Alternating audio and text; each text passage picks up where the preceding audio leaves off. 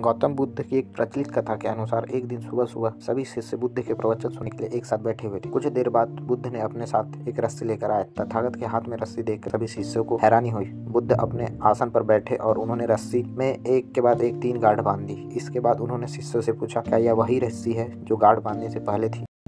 इस प्रश्न के जवाब में एक शिष्य ने कहा कि तथागत, इसका उत्तर थोड़ा मुश्किल है। ये हमारे देखने के तरीके पर निर्भर करता है। एक तरह से तो यह वही रस्सी है जिसमें कोई बदलाव नहीं है। एक अन्य शिष्य ने कहा कि अब इसमें 3 गांठें लगी हुई है जो कि पहले रस्सी में नहीं थी, जिसे बदला हुआ भी कह सकते हैं।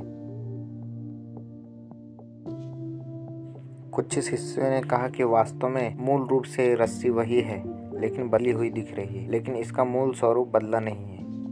शिष्यों की बात सुनकर बुद्ध ने कहा कि आप सभी सही बोल रहे हैं, अब मैं इन गांठों को खोल देता हूँ। ये बोलकर बुद्ध रस्सी के दोनों सिरों को खींचने लगे। बुद्ध ने पूछा कि क्या इस प्रकार रस्सी की गांठें खुल जाएगी?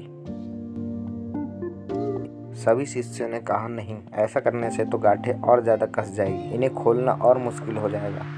बुद्ध ने कहा, ठीक है, अब एक अंतिम प्रश्न, इन गांठों को खोलने के लिए हमें क्या करना होगा? शिष्य ने कहा कि हमें इन गांठों को खोलने के लिए ध्यान से देखना होगा, जिससे हम यह जान सके कि इन्हें कैसा लगाया गया है। इसके बाद हम गांठें आसानी से खोल सकते हैं। बुद्ध इस जवाब से संतुष्ट हो गए और उन्होंने कहा कि ये सही बात है।